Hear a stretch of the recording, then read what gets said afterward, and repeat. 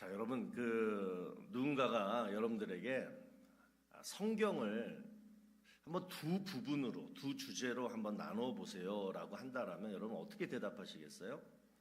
성경이 66권이고 여러 내용들이 있는데 딱 두 부분으로, 두 주제로 나누어 보라 그러면 저는 이렇게 하겠습니다. 첫 번째는 뭐냐면 어떻게 하면 구원을 받을 것인가요? 어떻게 하면 구원을 받을 것인가? 그 내용이 엄청나게 많잖아요. 창세기부터 쭉 나오는 거예요.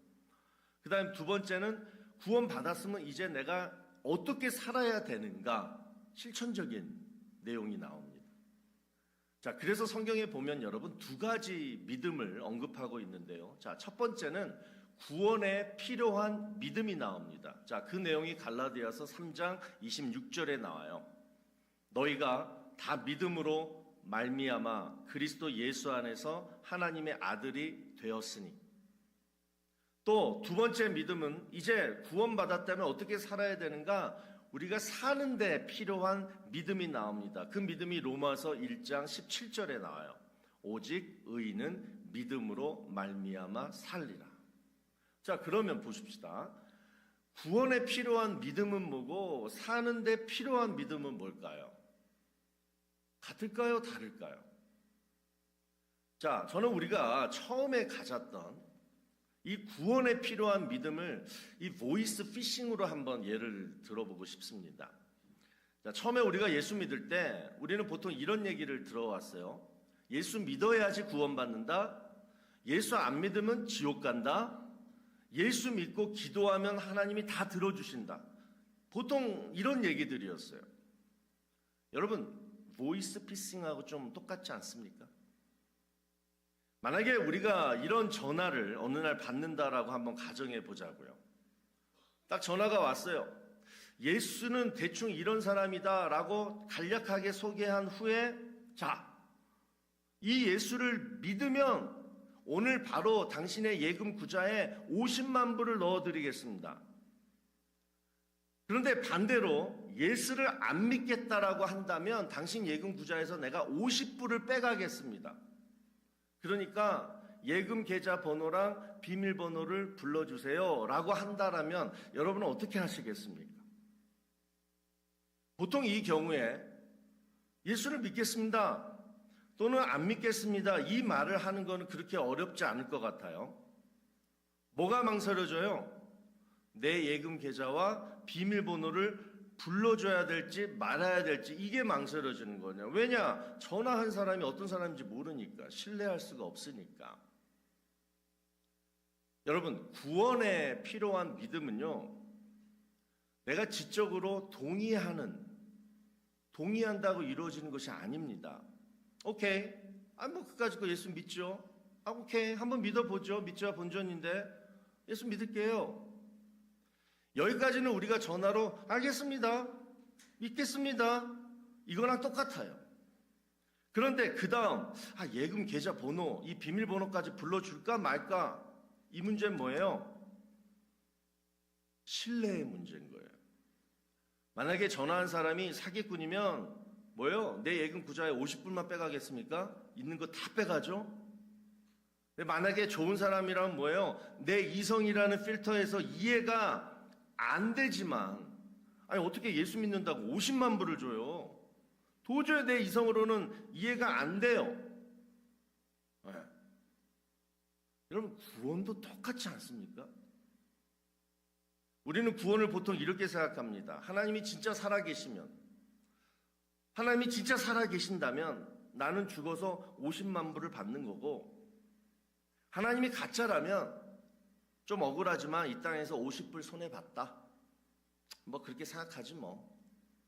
정말 하나님을 인격적으로 안 믿고 아직 그 다음에 그냥 대충 믿는 사람은 그냥 구원을 요 정도 가치로 밖에 생각을 안 한다라는 거예요.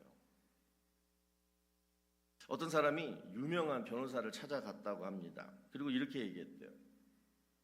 나는 당신이 정말 유명한 변호사인 줄 믿습니다. 신문 광고에도 많이 나오고 내 아는 지인들도 당신이 똑똑하다고 얘기하는 것을 들었습니다.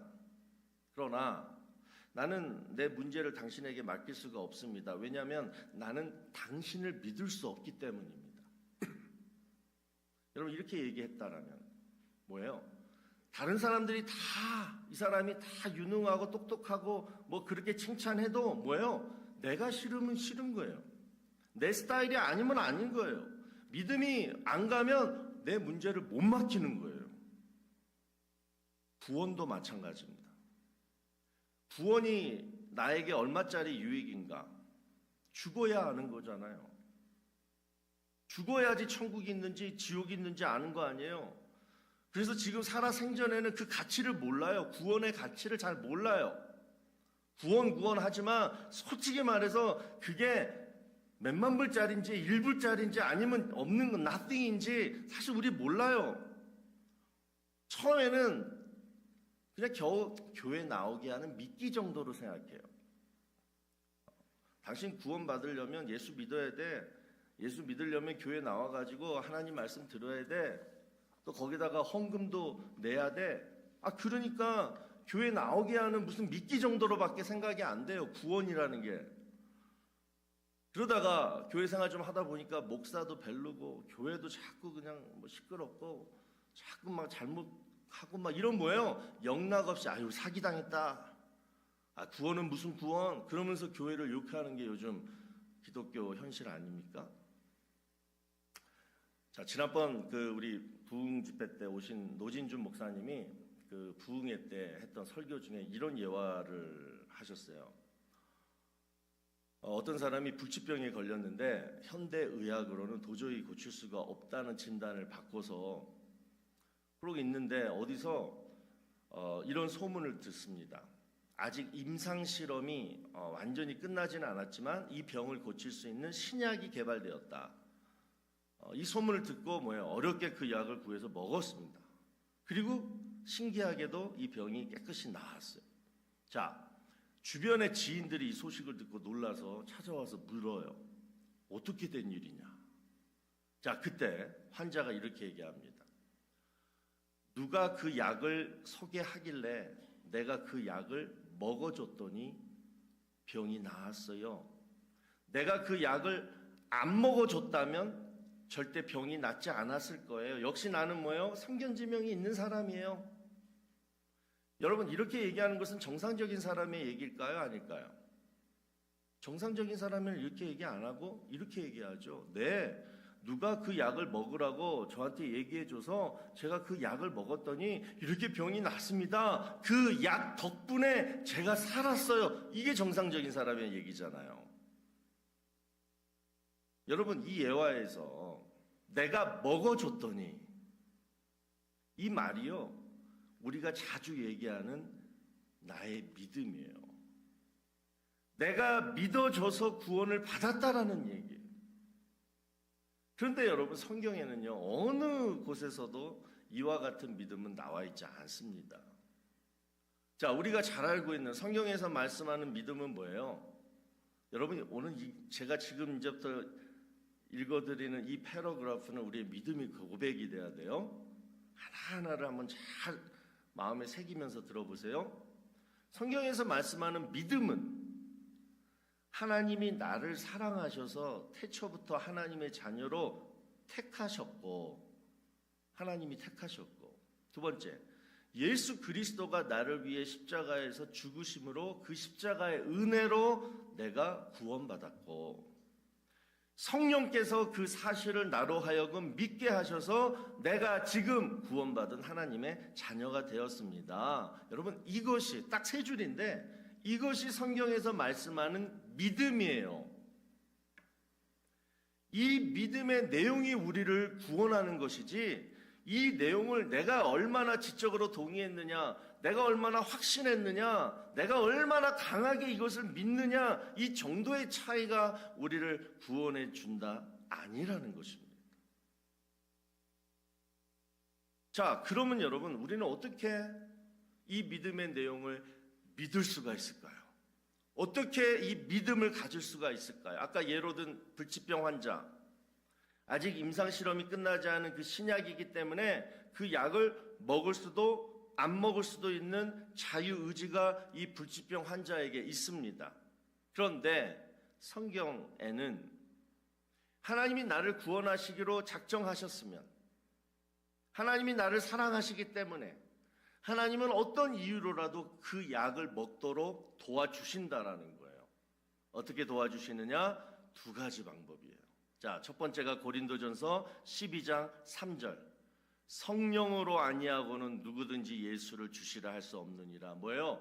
성령의 능력으로 도와주시고, 두 번째는 에베소서 2장 8절. 너희는 그 은혜에 의하여 자자자 구원을 받았으니 하나님의 은혜로 도와주신다라는 거예요.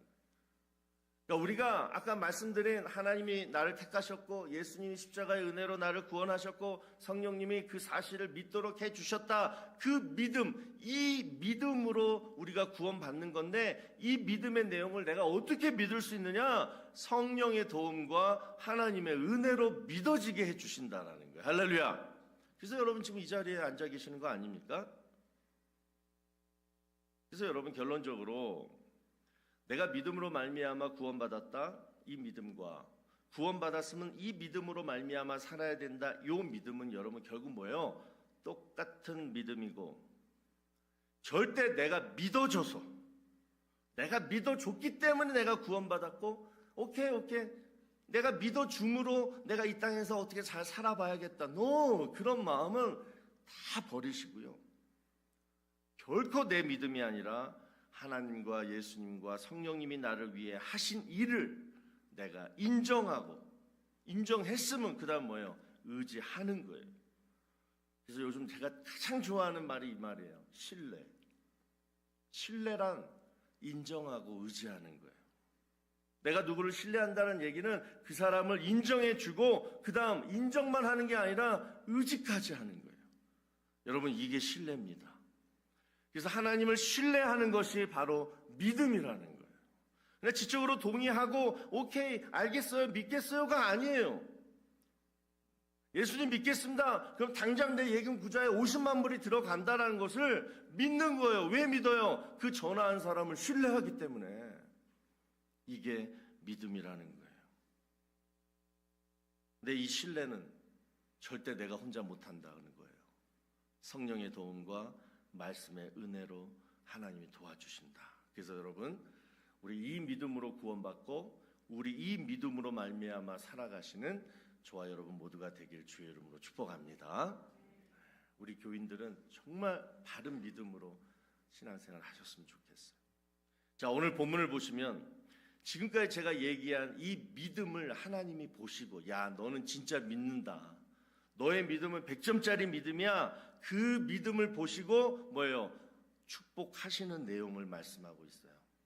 자, 어떤 축복을 말씀하시느냐? 지금까지 우리가 몇 주에 걸쳐서 히브리서 11장에 나오는 믿음의 위인들을 살펴봤는데 그 믿음의 위인들이 그들의 믿음으로 말미암아 실제로 그들의 삶 속에서 또는 지금 천국에서 받은 축복들이에요. 자, 그 내용을 오늘 한번 살펴보기로 합니다. 첫 번째 뭐냐? 믿음으로 의를 행하게 하셨다. 의를 행하기도 하며. 자, 여기서 의란 righteousness. 하나님이 보시기에 참 바르게 사는 걸 말해요. 참 의롭게 사는구나. 다시 말해서 거룩한 삶이에요. 아마 하나님 믿는 사람 치고 거룩한 삶을 원하지 않는 사람 없을 거예요. 거룩한 삶을 살고 싶은데 살지 못해서 힘든 거지 내가 정말 거룩하게 사는 거 여러분 다 원하실 거예요. 그런데 믿음도 하나님이 주신 거지만 거룩한 삶도 하나님이 주셔야 돼요. 그 얘기예요. 그래서 하나님께 믿음의 합격점을 받으면 뭐예요? 하나님이 거룩한 삶 살 수 있도록 도와주신다라는 거예요. 저는 가끔 이런 생각을 해요. 목사로서 저도 인간이니까 너무나 막 죄짓고 싶고 막 마음에 막 분노가 치밀거나 아무튼 하나님 말씀대로 살고 싶은데 그렇게 살지 못할 때마다 참 이런 생각이 들어요. 나는 하나님이 날 택하셨고 부르셨으면 그냥 나라는 얘 자유의지를 아예 그냥 없애버리시지. 죄를 사해 주실 때 내 자유의지까지 다 그냥 다 지워버려 주시지. 왜 그건 남겨주셔가지고 이렇게 죄짓게 만들지? 누굴 미워하게 만들지? 그냥 하나님이 기뻐하시는 삶 살도록 그냥 로봇처럼 그냥 하나님을 이렇게 좀 개조해버리시지. 왜 이럴까? 막 그런 생각을 가끔 할 때가 있어요. 아마 여러분도 그랬을 거고 또 역사를 보면 과거에 저뿐만 아니라 여러분만 아니라 그랬던 사람들이 많아요. 그 중에서도 대표적인 사람들이 누구냐면 금욕주의자들이. 진짜 거룩하게 살고 싶은 거예요, 이 사람들은.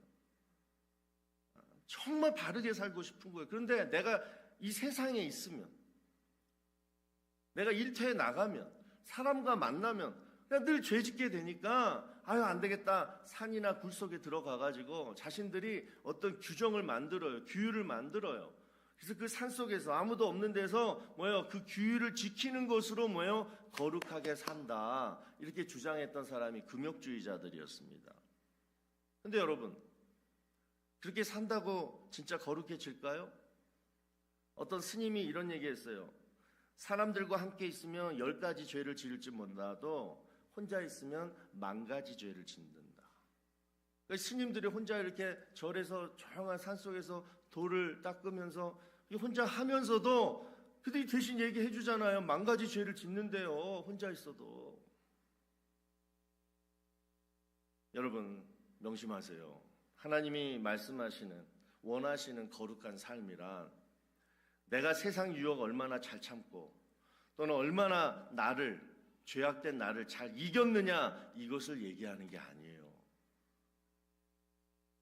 믿음으로 의를 행하게 하셨다. 이 말은 예수님만이 의가 되기 때문에 이 땅에서 하나님이 원하시는 삶을 보여줄 수 있는 사람은 아무도 없어요. 의인은 없나니 하나도 없으니까. 오직 예수님 한 분만이 의가 되시기 때문에 우리가 의롭게 산다는 것은 뭐냐면 그 예수님과 함께 살 때 우리가 의를 행하게 된다라는 얘기예요. 즉 우리가 정말 하나님을 제대로 믿는다라면 예수님과 함께 살려는 이 마음이 자동적으로 들게 해주신다라는 게 이게 믿음으로 말미암아 얻는 첫 번째 축복이에요. 자, 그러면 예수님과 함께 산다라는 것이 뭐냐? 성경은 예수 그리스도의 옷을 입으라 이렇게 얘기합니다. 자, 로마서 13장 14절 말씀. 오직 주 예수 그리스도로 옷 입고 정욕을 위하여 육신의 일을 도모하지 말라. 여러분 거룩하게 살려면 예수님과 함께 산다라면 예수의 옷을 입으라는 거예요. 여러분 제가 세례식 거행할 때나 성찬식 거행할 때 입는 가운 있잖아요. 겨울에는 검은 거, 여름에는 하얀 거, 그 가운. 제가 그 가운 입고 어디 카지노 가겠습니까?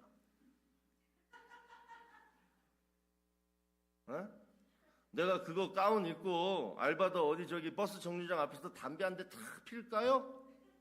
못해요. 이 세상에 어떤 목사도 그 짓은 못하는 거예요. 정욕의 옷을 갈아입고 가는 거예요. 여러분 우리는 눈에는 보이지 않지만 내가 예수를 믿기로 작정하는 순간 예수님의 의의 옷이 입혀집니다. 그래서 늘 죄인처럼 살지만 하나님은 우리를 보실 때 의로운 하나님의 자녀라고 얘기하는 게 내 속을 안 보시고 입혀진 예수님의 의의 옷을 보고 의의 자녀라고 얘기하는 거예요. 그리고 이 옷을 입은 사람만이 천국 갈 수 있는 거예요. 제가 늘 얘기하잖아요. 그래서 제가 가만히 생각해 보니까 천국 가면 천국 성도들은 다 똑같은 옷만 입겠다. 예수님이 부활하신 것처럼 우리도 똑같이 부활하신다고 성경에서 말씀하기 때문에 예수님이 부활하실 때 입은 옷을 우리 성도들도 다 똑같이 입을 것 같아요. 천국에서는 다 똑같은 옷을 입을 것 같아요. 특별히 옷 좋아하시는 분들, 유명 브랜드 좋아하시는 분들 있잖아요. 살아생전에 많이 사다 입으세요. 죽으시면 옷 갈아입을 일도 없어요. 다 하나만 입는 거예요. 근데 여러분 명심하세요. 내가 무슨 유명 브랜드 옷을 어떤 비싸고 싼 옷을 입었든지 그것은 중요한 게 아니에요. 예수 믿었다면 내가 진짜 입은 옷은 하나님이 보실 때 보이는 옷은 예수의 의의 옷이다라는 거. Made in Jesus Christ. 예수님의 의의 옷이다. 그걸 우리가 다 입고 있다라는 거예요, 지금. 여러분 군복을 입었으면 어떻게 해야 돼요? 군인처럼 살아야 돼요. 마찬가지로 예수님의 예복, 예수님의 의의 옷을 입었으면 예수님처럼 살아야 하는 거. 이게 거룩한 삶이에요. 그럼 뭐예요? 절제도 하고 좀 의식도 좀 하고. 자, 그러면 더 구체적으로 예수님의 옷을 입고 내가 예수님처럼 사는 게 뭐냐? 자, 다음 주가 종교개혁주의라고 말씀드렸는데 그들이 외쳤던 게 여러분 뭐냐면 오직 성경, 오직 믿음, 오직 은혜인데 왜 그랬어요? 그 당시에 부패한 교황의 권위, 하나님 말씀보다 교황이 더 막 높고, 그리고 그들이 막 부패한 그러한 제도, 그거와 대항해서 싸우려고 하니까 종교 개혁자들이 외쳤던 게 뭐예요? 그들과 대항해서 싸우려는데 자기들은 힘이 없어요. 정말 무엇으로, 어떤 무기로 우리가 저들과 싸워서 이길 수 있느냐? 아무리 고민하고 결정하려고 해도 오직 성경, 오직 믿음밖에 없다라는 거예요. 자, 이것을 한번 적용해 보자고요. 나의 죄성과 싸우려면, 나를 늘 괴롭히는 악한 마귀와 싸우려면 하나님이 우리에게 주신 무기가 뭘까? 오직 성경, 그 성경을 믿는 믿음밖에 없다라는 거예요. 그래서 마태복음 4장 4절에 예수님이 친히 사탄한테 유혹당할 때 딱 하신 말씀이 이거잖아요. 사람이 떡으로 살 게 아니라 하나님 말씀으로 살아야 된다. 그때 물러간다라는 거예요. 여러분 진짜 늘 그냥 말씀 교회만 오면 늘 하나님 말씀 읽어라, 뭐 읽으니까 막 상품 주고, 그래도 안 읽는 분들 엄청 많잖아요. 지금도 읽으세요. 그냥 읽고 읽는 게 뭐도 아니고가 아니라 진짜 능력이 된다니까요. 읽으세요. 묵상하세요. 암송하세요.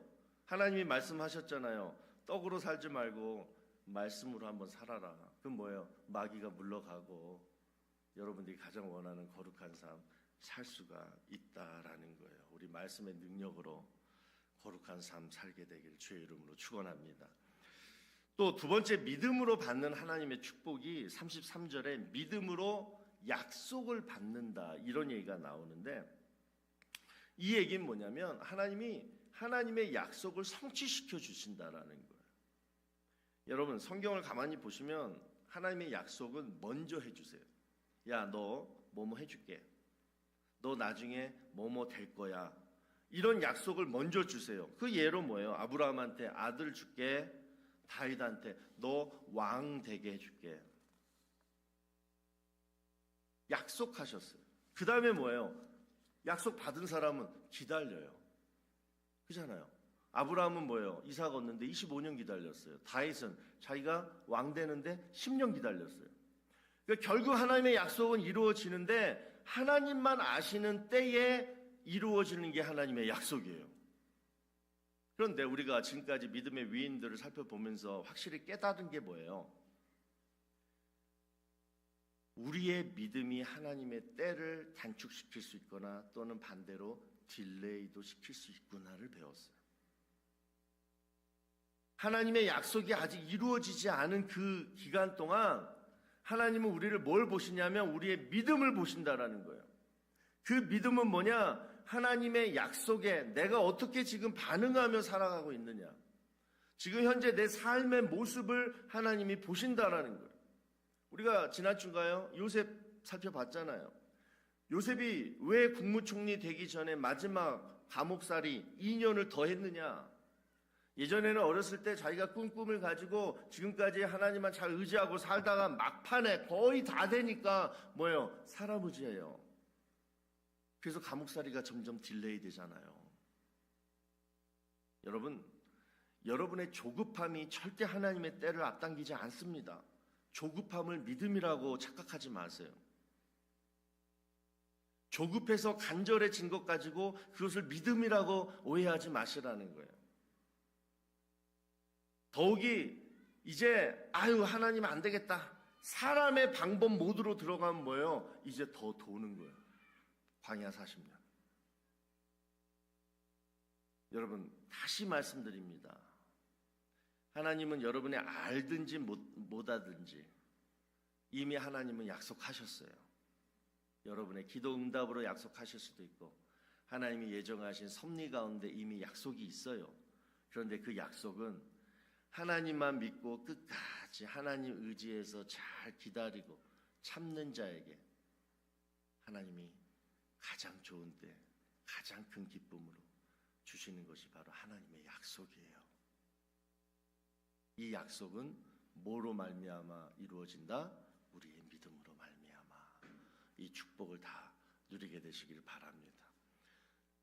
또 세 번째, 믿음으로 사자들의 입을 막기도 하며 불의 세력을 멸하기도 한다. 자, 이 말씀은 다니엘과 그 세 친구를 연상하는 말씀이에요. 그러니까 하나님은 다니엘의 믿음을 보시고 사자굴에서 사자의 입을 막아주셨어요. 또 다니엘의 세 친구들의 믿음을 보시고 뭐예요? 풀물불 가운데서 그 뜨거운 불 가운데서 그들을 구해주셨어요. 자, 여러분 다니엘하고 그 세 친구들 경우처럼 우리 삶 속에서도 정말 위기의 순간이 있어요. 불같은 시험, 불같은 위기의 순간을 통과해야 할 때가 있어요. 자, 그러면 여러분 생각해 보세요. 저도 늘 이게 딜레마인데 우리 교회에서 제일 신앙생활 잘하고 제일 정말로 헌신 잘하는 사람인데 왜 저렇게 항상 고난받을까? 왜 저렇게 나쁜 일이 생길까? 그게 목사로서 제일 딜레마거든요. 그런데 바로 이거예요. 하나님은 왜 사랑하는 자녀에게 이런 불같은 시험, 불같은 고난을 허락하시느냐? 바로 단시간에 정금과 같은 믿음의 사람을 만드시기 위해서 그렇다라는 거예요. 그러면 그 이유가 뭐냐? 왜 하나님은 그렇게 급하게 그 사람을 믿음의 사람으로 만드시고자 하시는가? 자, 그 말씀이 마태복음 17장 20절에 나옵니다. 진실로 너에게 이르노니 만일 너희에게 믿음이 겨자씨 하늘만큼만 있어도 그 다음 뭐예요? 이 산을 명하여 여기서 저기로 옮겨지라 하면 옮겨질 것이요 그 다음 너희가 못할 것이 없으리라. 이게 무슨 말이에요? 그 사람에게 겨자씨만한 작은 믿음만 있어도 하나님이 그 사람을 사용하시겠다는데 그 사람이 못할 것이 없을 정도로 하나님이 그 사람에게 뭔가를 지금 해주고 싶으시다라는데 그런데 그 사람한테 지금 뭐가 없어요? 겨자씨만한 그 조그만 믿음도 없다라는 거예요. 하나님이 저 사람을 사랑해서 축복하고 싶은데 더 크게 사용하고 싶은데 그 사람이 겨자씨만한 믿음을 갖추고 있지 않다라는 거예요. 그래서 뭐예요? 하나님이 불같은 시험을 통해 단기간에 그 사람을 겨자씨만한 믿음의 사람으로 만드신다라는 거예요. 이 하나님의 불같은 시험 그리고 이어지는 하나님의 축복 그리고 이 과정을 겪으면서 비로소 믿음의 큰 거목이 되어간다. 여러분 이해가 안 되고 하나님 도대체 어떻게 이러실 수가 있어요? 이럴 때 하나님이 나의 믿음을 테스트하는구나. 급조해서 하나님이 겨자씨만한 믿음을 나에게 지금 만들어 주시는구나.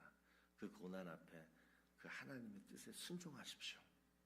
순종하시면 반드시 하나님이 갚아주십니다.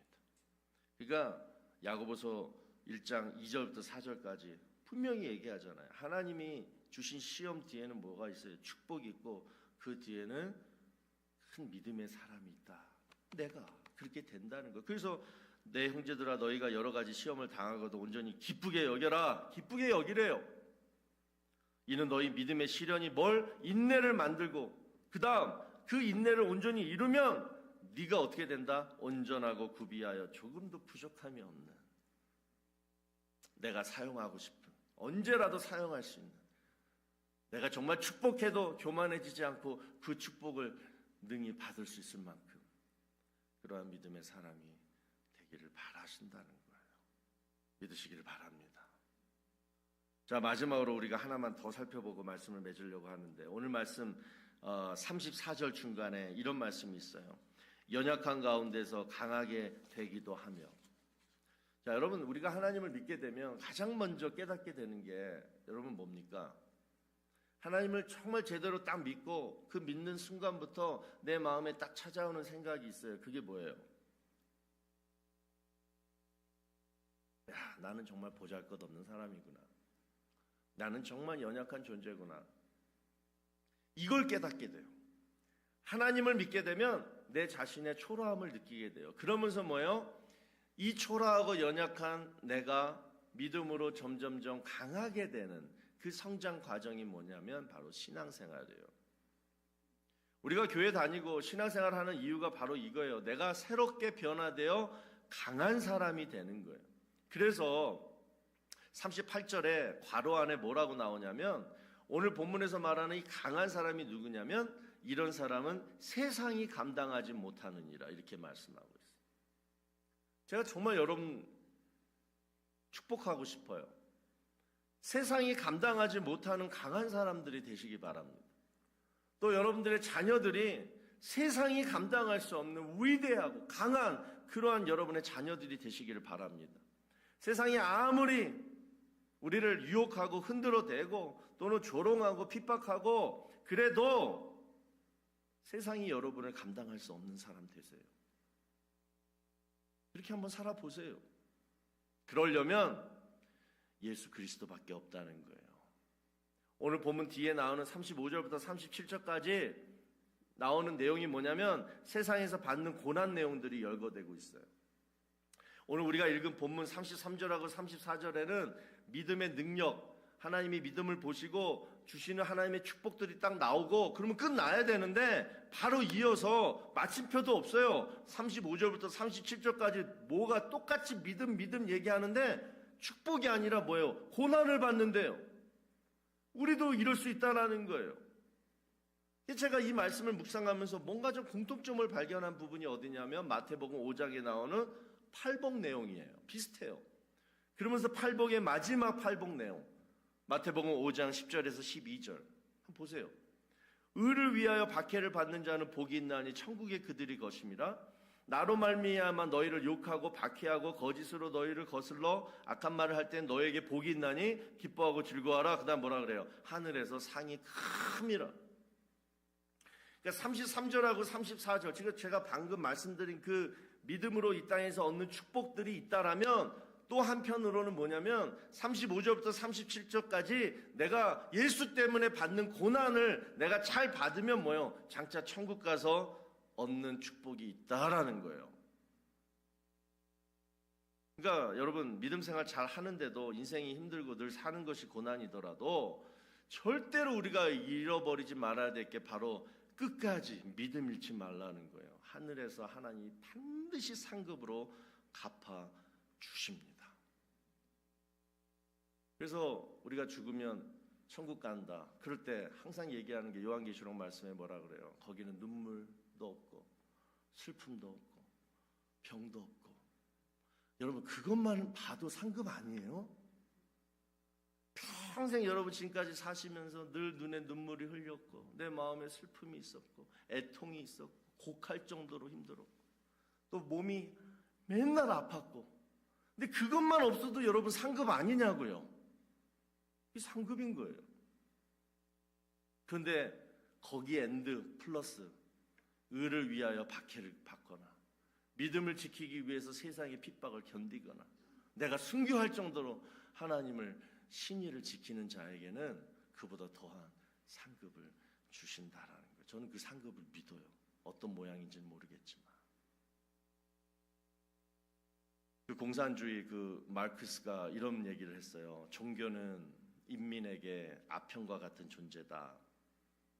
그러니까 종교는 사람에게 환각 증세를 불러일으키게 만드는 이 마약 같은 존재다. 현실의 고통을 잠깐 잊게 해주고 그리고 보이지 않는 어떤 신적인 존재에게 내가 뭔가를 함으로 뭐 찬양을 하거나 기도를 하거나 막 이럴 때 얻게 되는 카타르시스. 그러면서 잠깐 위로받고 성도들하고 1시간 막 떠들다 가면 내가 일주일 동안 막 고민했던 그 고통 문제들이 잊어지면서 뭔가 뭐 좀 잊혀지고 집에 가는 거 이렇게 얘기하는 거예요. 아편과 같은 존재다. 여러분 그렇습니까? 그럴듯해요. 그러니까 만약에 기독교가 다른 종교들처럼 사람들한테 위로를 주거나 고통을 잊게 해주는 그런 어떤 마음의 도를 아십니까? 뭐 이런 거 명상 또는 어떤 취미 정도로 취급된다라면 여러분 오늘 제가 지금 엄청 강조해서 지금 설교했거든요. 이 말씀이 하나도 유익이 안 돼요. 왜냐? 오늘 말씀드린 믿음은 어떤 종이에 인쇄된 글씨가 아니거든요. 또는 사람들이 명상하거나 할 수 있는 어떤 사상, 개념, 이데올로기가 아니거든요. 믿음이란 여러분 뭐냐면 하나님께서 정말 역사하시는 도구예요. 오늘 말씀의 결론은 뭐냐면 믿음을 보시고 하나님이 그에 맞도록 역사해 주신다라는 거잖아요. 여기 스피커가 있잖아요. 스피커만 딱 있어봐요. 소리 납니까? 안 나요. 전선을 연결해서 저기 벽에 있는 컨센트에 전선을 연결해야 돼요. 바로 저 전선이 바로 여러분의 믿음이라는 거예요. 믿음으로 어떻게 살아야 되나요? 해답은 간단합니다. 하나님을 신뢰하세요. 인정하시고 의지하세요. 이 마음을 먹으면 하나님이 도와주세요. 성령이 임재하시고 말씀의 은혜로 코치를 해주세요. 그러면서 계속 훈련시키는 거예요. 어떤 훈련이냐? 거룩한 삶을 살게도 해주세요. 와, 내가 어떻게 갑자기 이렇게 옛날 막 그 지저분하고 방탕한 것들만 하던 내가 갑자기 이렇게 거룩해지고 싶지? 이런 마음이 막 드는 거예요. 자연스럽게. 왜? 예수의 의의 옷을 입으니까 그렇게 돼요. 그러면서 뭐예요? 또 하나님이 어떤 약속을 주시거나 그러면서 나를 기다리게 만들어요. 그런데 그 기다림이, 그 인내가 참고 견디게 해주는 것도 하나님이 해주실 뿐더러 좀 기다렸더니 내가 점점 성장하게 돼요. 온전해져요. 그리고 마지막으로 고난을 겪게 하세요. 핍박까지도 겪게 하세요. 말도 안 되는 일이 막 내 삶 속에 터져요. 그런데 보니까 그 다음에 축복이 있는 거예요. 하나님이 겨자씨 만한 그 믿음 하나 성장시키려고 그 고난을 주셨다라는 거예요. 그러면서 결국은 뭐예요? 진짜 죄인이고 연약했던 사람이 세상도 감당할 수 없는 강한 사람이 되어서 마지막에 천국 가는 거예요. 이게 우리의 일생입니다. 이게 믿음의 일생이에요. 사랑하는 덴바인 장로교회 성도 여러분, 저는 정말 여러분들이 이런 삶을 살았으면 좋겠어요. 정말 이런 높은 가치를 가지고 믿음 생활을 하셨으면 좋겠어요. 부분적으로만 믿음, 가짜 믿음 믿지 마시고 진짜 믿음 제대로 믿으셔서 진짜 믿음의 큰 거목들 다 되시기를 주의 이름으로 축원합니다. 자, 같이 그럼 기도할까요? 오늘 말씀을 생각하시면서 여러분에게 묵상되어지는 그 부분을 가지고 하나님 앞에 고백하십시오. 하나님을 신뢰하기를 원합니다.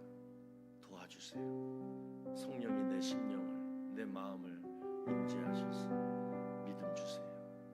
그리고 하나님이 나 훈련시키는 그 동안 내가 잘 참고 견디고 계속 강한 믿음의 검, 나뿐만 아니라 우리 자녀들도 다 그렇게 하게 해주세요. 여러분의 입술로 고백하는 시간 갖도록 하겠습니다. 하나님 감사합니다. 하나님 감사합니다. 태초부터 우리를 택하시고 예수 그리스도를 통하여 십자가의 은혜로 우리를 구원하시고 또 그 사실을 말씀을 통하여 또 성령을 통하여 믿게 하신 하나님, 삼위일체 하나님의 그 행하심을 인정하고 의지하고 믿습니다. 이 시간 지적으로 동의만 하는 것이 아니라 이 믿음으로 의지적인 결단을 하나님 앞에 나오고 주어서 이제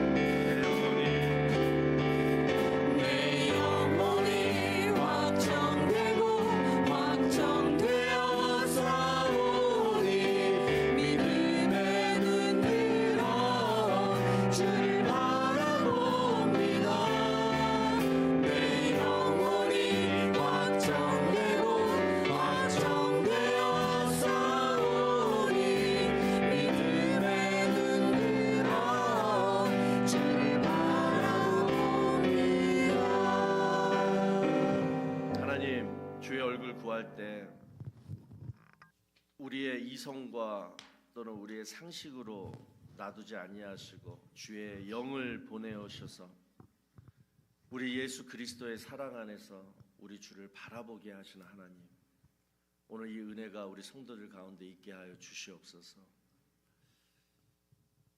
하나님이 우리를 사랑하시고 구원하셨기에 우리는 늘 마음이 촉촉하고 또 늘 여유가 넘치고 또 풍성한 은혜와 감사 속에서 살아야 되는데, 그런데 왜 믿음의 자녀가 늘 감으로 메말라 있고 힘들고 지치고 걱정하고 두려워만 합니까? 혹시 우리 성도들 가운데 이 시간 그러한 성도들이 있다라면 하나님 믿음을 회복시켜 주셔서 이제 그 믿음으로 말미암아 살며 그 믿음 때문에 하나님이 주시는 오늘 이 세 가지의 축복을 누리며 살아갈 수 있도록 인도하여 주시옵소서. 이제는 우리 구주 예수 그리스도의 무한하신 은혜와 하나님 아버지의 지극하신 사랑하심과 성령님의 감화감동 위로 교통하심이 하나님을 신뢰하고 또 성령과 말씀으로 거룩한 삶, 또 기다림, 그리고 고난의 훈련을 잘 받는 것이 바로 믿음으로 사는 길임을 이 시간 깨닫고 결단하며 돌아가는 사랑하는 주의 성도들 머리 위에와 가정과 자녀와 일터 위에 이제로부터 영원토록 함께 있을지어다. 아멘.